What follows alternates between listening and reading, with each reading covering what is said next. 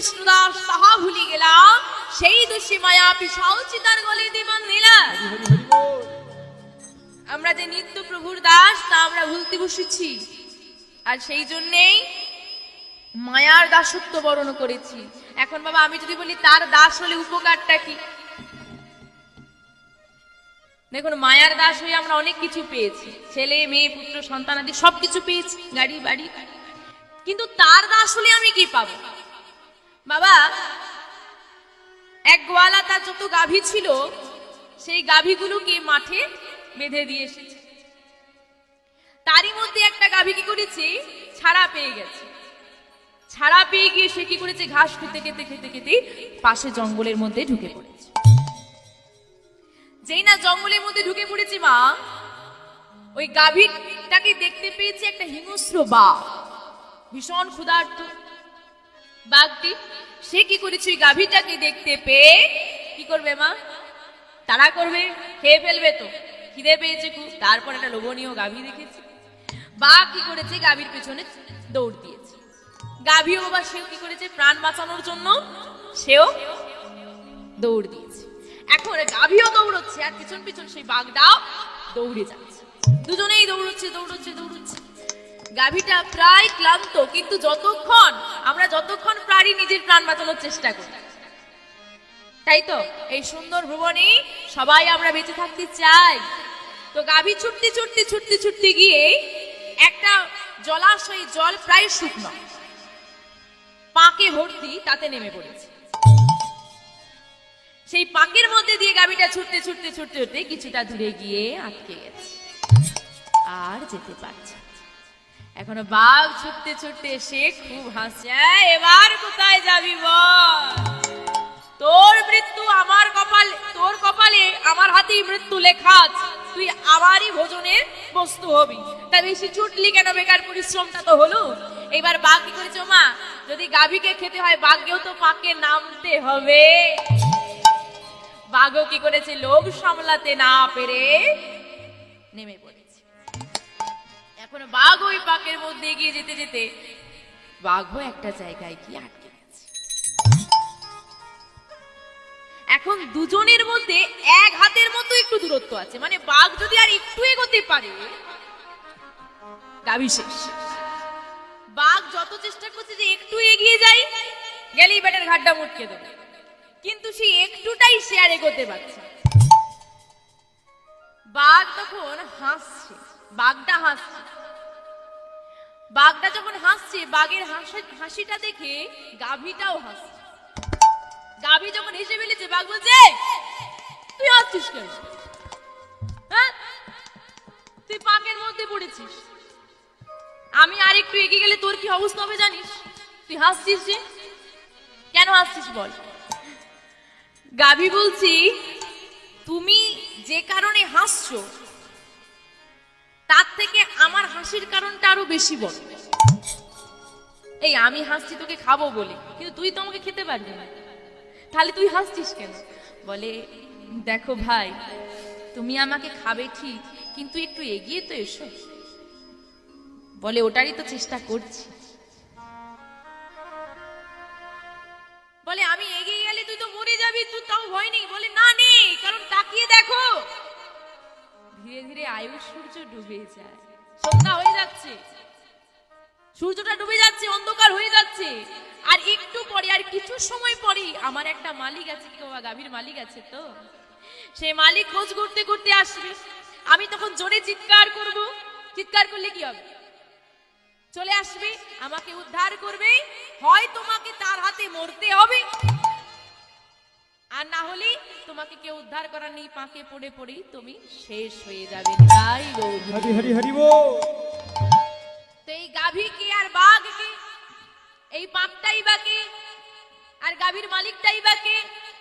গাভীকে যারা আস্তিক, কৃষ্ণ চরণের দাস, গৌর গোবিন্দের চরণের দাস, আর যারা হিংস্র ভাব নিয়ে বেঁচে আছি পৃথিবীতে। বাবা, বাঘ একটা পশু, তাই তো? একটা পশুর মধ্যে আর মানুষের মধ্যে এখন কোনো তফাৎ আছে? আছে কি বাবা? একটা পশু জন্ম নিল, পিতা মাতার স্নেহতে একটু বড় হলো, তারপর শিকার করা শেখায়। পশুদের তো কাজ শিকার করা, কিভাবে শিকার করতে হয় পিতামাতা তাকে শেখালো, সে শিকার করলো, জীবিকা নির্বাহ করলো, বংশ বিস্তার করলো, বৃদ্ধ হলো, মারা গেল। আমাদেরও এক জন্ম নিলাম, পিতামাতার স্নেহময় মমতায় বড় হলাম, এখন তারা শিকার করা শেখে, আমরা পড়াশোনা করি, কোনো না কোনো কাজের সঙ্গে যুক্ত হই, বিবাহ করলাম, সংসার করলাম, বৃদ্ধ হলাম, মারা গেল।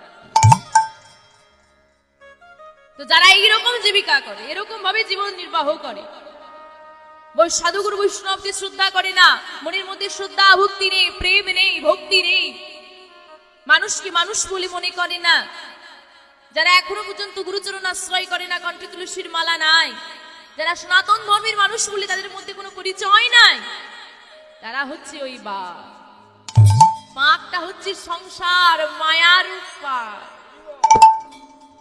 আর মালিক হচ্ছেন দয়াময়। এই মায়ারূপ পাকের মধ্যে সবাই আমরা গাড়া হয়ে গেছি, কিন্তু গাড়া হয়ে গেলে কি হবে গো মা, যদি দিনান্তে আমরা একবারও নয়ন বাড়ি দ্বারা তাকে স্মরণ করতে পারি, যদি সবাই মিলে বলতে পারি শ্রী গুরু নিতাই গৌরী সীতার প্রেমানন্দে হরি হরি বল, তাহলে দিন শেষে যেখানেই থাকি না কেন সে আমাদের ডাক শুনতে পেয়ে ঠিক হাত ধরে রক্ষা করবি। কিন্তু মা তাকে যদি না ডাকা হয়, যদি না ডাকা হয়, সে কি আসবে? আপনাকে আমি চিনি না, আপনিও আমাকে চেনেন না, হঠাৎ করে মাঝরাত্রি ফোন দিয়ে বললেন মা আমি বিপদে পড়েছি, আমাকে সাহায্য করতে এসো, আমি কিছু আসবো কি? বা আমি যদি বলি মা আমি বিপদে পড়েছি সাহায্য করতে এসো, তুমি আসবে? আরে কে কোথাকার চিনি না, রাত্রেবেলা ফোন করে বলছে সাহায্য করতে এসো, কেউ যাবে না। কিন্তু রোজ যদি আমাদের মধ্যে একটু কথা হয়, রোজ একটু ফোন করলেন, কথা বললাম, মাঝে মাঝে আমি আপনার বাড়ি এলাম, আপনি আমার বাড়ি চলে গেলেন, তারপর যদি আমি আপনাকে রাত্রি যত রাতই হোক না কেন ফোন দিয়ে বলি যে মা আমি বিপদে পড়েছি একটু সাহায্য করো, কি তোমা করবে? তো তদ্রূপ তার সঙ্গে চেনা জানা নেই, রোজ একটু তার সঙ্গে কথা বললাম না, তাকে একটু সময় দিলাম না, বিপদে পড়লে কি সে আসবে রক্ষা করতে? হরি হরি হরি বল।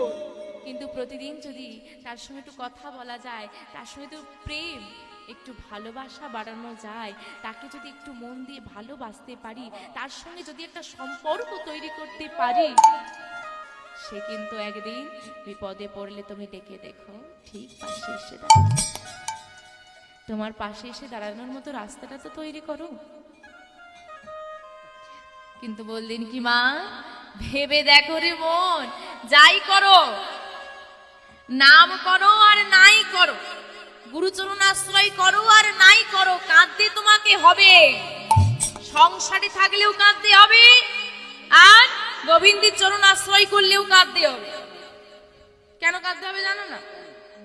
ওমা বছরের প্রথম দিন যদি খারাপ যায়, সারা বছর কেমন যাবে? খারাপ যাবে। তাহলে পৃথিবীতে প্রথম দিন যেদিন এসেছিলাম, প্রথম দিন আলোটা দেখলাম, কেঁদেছিলাম না হেসেছিলাম? কেন হাসিনি কেন? আর যে কাঁদেনি তার ক্ষেত্রে কি করা হয়েছে? মেরে কাঁদানো হয়েছে। বাহ, দেখেছেন মা, কোথায় কি প্রথম দিন এলাম, একটু মিষ্টি মিষ্টি খাওয়াবে, একটু আনন্দ দেবে, জিজ্ঞেস করবে কেমন আছো, তা না মেরে মেরে কাঁদাচ্ছে। এখান থেকেই প্রমাণ পাওয়া গেল সারা জীবন কাঁদতে হবে। সে তুমি গোবিন্দের চরণ আশ্রয় করলেও কাঁদবে, আর সংসার সেবা করলেও কাঁদবে। কিন্তু দুটোর মধ্যে তফাৎ কি? যখন তুমি সংসারের সেবা করে কাঁদবে, তখন কাঁদবে যন্ত্রণায়, কষ্টে, জ্বালায়। আর যখন গোবিন্দের নামে কাঁদবে, আহা হরি বল হরি বল। মামা আপনারা তো প্রায় কীর্তন শোনেন, গৌর গোবিন্দ কথা শুনতে শুনতে যখন নয়নে বাড়ি আসে, মনে কি কোনো ব্যথা থাকে? হরি হরি হরি হরি বল। এক নয়নের বাড়ি আসি যেটা যন্ত্রণায় নেমে আসে, আর এক নয়নের বাড়ি সেই যন্ত্রণাকে ধুয়ে মুছে দিতে আসেনি। তাই হরি হরি হরি বল। আর গোবিন্দের নাম করে যদি চোখে নয়নে বাড়ি আসি, সে বাড়ি হলো ওই আপনার যত জীবনের জ্বালা রয়েছে, আপনার জীবনে যত কুকর্মের ফল রয়েছে, সবকিছুকে মুছে দিতে আসে। তাই বলছে কেমন করে তাকে ডাকতে হবে জানো? কেমন করে? বলে হাসি মাখা বদনে, কষ্ট নয় গো, হাসি মাখা বদনে, ঝোলো ঝোলো নয়নে, হাসি মাখা বদনে,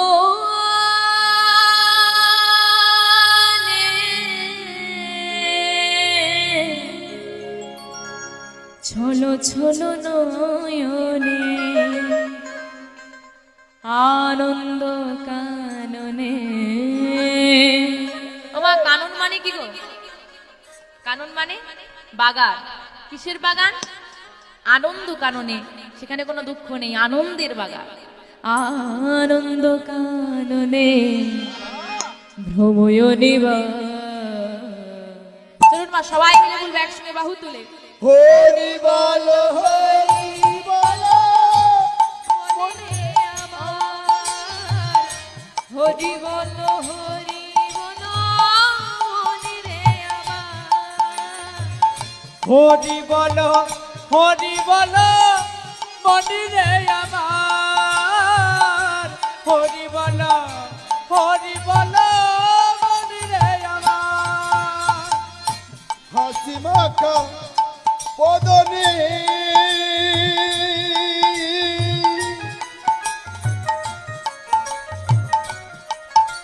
ওরে মনে চলো চলো নয়নে,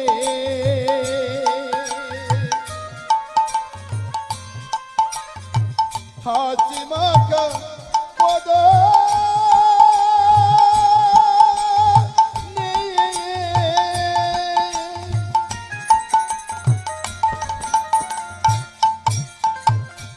চলো চলো নয়নে,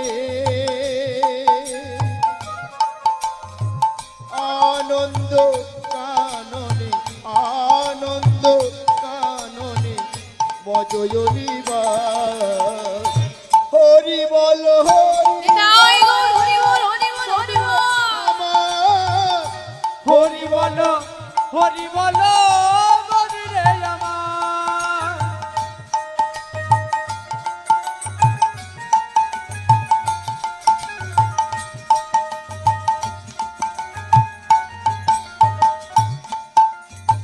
ছেলে আমার, মেয়ে আমার, গাড়িটাও আমার আর বাড়িটাও আমার। এই, এটা আমার জমি, সবই তো আমার। কি গো মা, সব আমার তো। দিন শেষে ভেবে দেখো রে মন, তুমি কার? তুমি যার, সর্বস্বী তার। পিতা আমার, মাতা আমার, কিন্তু যেদিন তুমি এই দেহ ছেড়ে তোমার প্রাণ পাখি উড়ে যাবে আর চারজনে কাঁধে তুলে নেবে তোমায়, সবাই চিৎকার করে একটা কথাই বলবে, বলো হরি হরি বল বলো হরি হরি বল বলো হরি। হরি বল। যেদিন এসেছিলে তার চরণ আশ্রয় করি, আর যেদিন যাবে তার নামই সঙ্গে যাবে। তাই কেউ কারো নয়, ভেবে দেখো রে মন, নাম ছাড়া গতি নাই। তাই বলছে গতি নাই গতি নাই,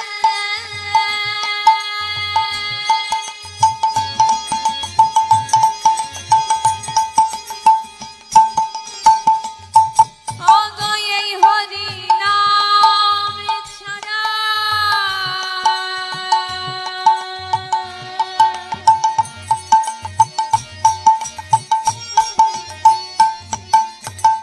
বদন ভরিয়া গাও হইয়া আত্মহারা।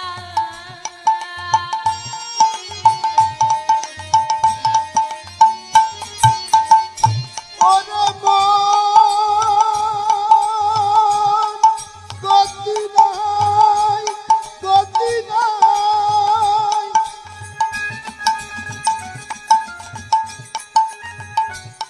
এই হরি নাম ছাড়া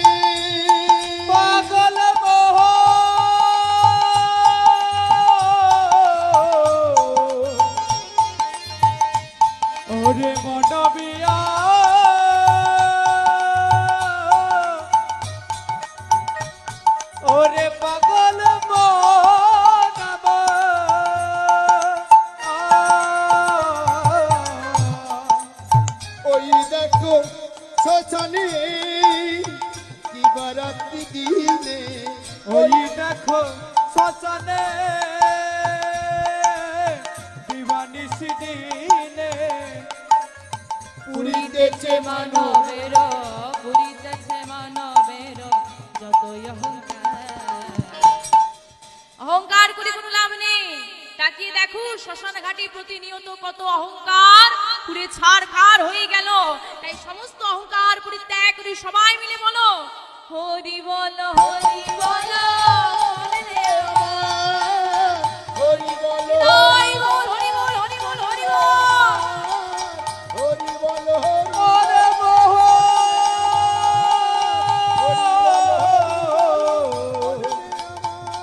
ওরে মনরে ওরে পাগল বল ওরে মনে রে ওরে পাগল মনে রে আমার। তাহলে মা তার সঙ্গ করো যে তোমার সঙ্গ কোনোদিন ছেড়ে যাবে না। তার সঙ্গ করো না যে তোমাকে বিপদে একা ফেলে চলে যায়। আর তিনি হলেন একমাত্র দয়াময়। যাই হোক মা, আমরা আরো কথা আস্বাদন করবো, লীলার মধ্যে প্রবেশ করি। আজকে যে লীলা আমরা আস্বাদন করবো মা, আমরা বর্তমানে কলির জীব, আমরা কলিযুগের মানুষ। আর এই কলিযুগের ভগবানকে মা গৌরাঙ্গ মহাপ্রভু। এই গৌরীর সঙ্গে মানে গৌরহরির সঙ্গে আরেকটি নাম ওতপ্রোত ভাবে জড়িত, সেই নামটি কি মা? গৌরার নিতাই। এই গৌরা নিতাইয়ের মধ্যে সম্পর্কটা কি? দাদা ভাই, তাই তো? এখন জানতে হবে যে গৌরহরির প্রকৃত দাদা কি নিতাই? প্রকৃত দাদা গৌরা নিতাই একই মাতৃগর্ভ থেকে জন্ম নিয়ে দাদা ভাই হয়েছে কি? না। গৌরহরির নাম হচ্ছে বিশ্বম্ভর। গৌরহরির নাম বিশ্বম্ভর। বিশ্বম্ভরের দাদা যার নাম হচ্ছে বিশ্বরূপ। তাহলে গৌরহরির দাদার নাম কি দাঁড়ালো? বিশ্বরূপ। তাহলে নিতাই কেন গৌরহরির দাদা হবে? বিশ্বরূপ তো দাদা হবে, কিন্তু আমরা কি বলি? বিশ্বরূপ গৌর বা বিশ্বরূপ বিশ্বম্ভর বলি, নিতাই গৌর। এই নিতাইটাকে কবে থেকে গৌরহরির দাদা নিতাই হলো, কিভাবে হলো, বিশ্বরূপী বা গেল কোথায়? সেই সমস্ত বিষয়বস্তু আজকে আমরা জানবো। আমাদের আজকে আস্বাদনের বিষয়বস্তু নিতাই গৌরের প্রথম মিলন। নিতাই গৌর হরি বল হরি বল হরি বল। আজ পদকর্তা বললেন কিবা কলি ঘোর তিমিরে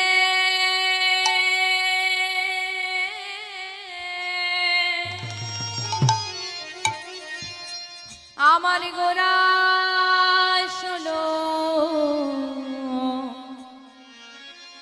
জগজনে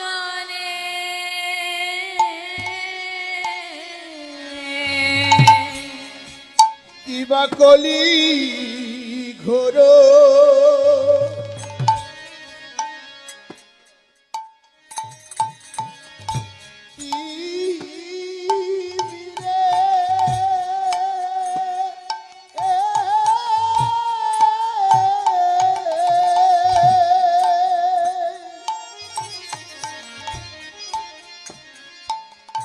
আমার গোরা চলো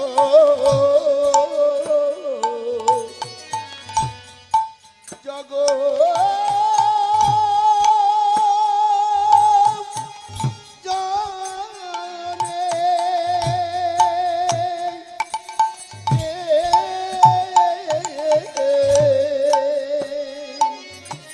কিবা কলি ঘোর ঘোর তিমিরে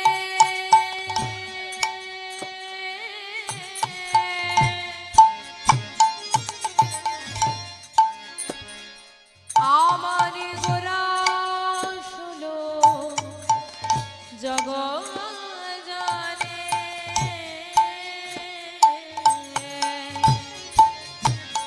কিবা কলি ঘোর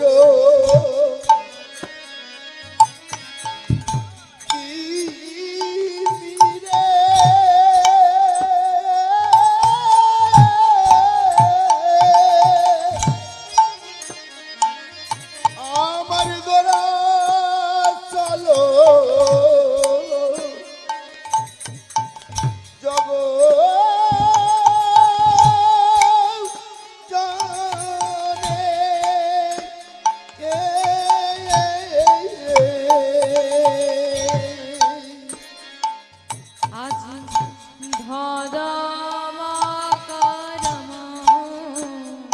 রহুক দোরা মোদের ধর্ম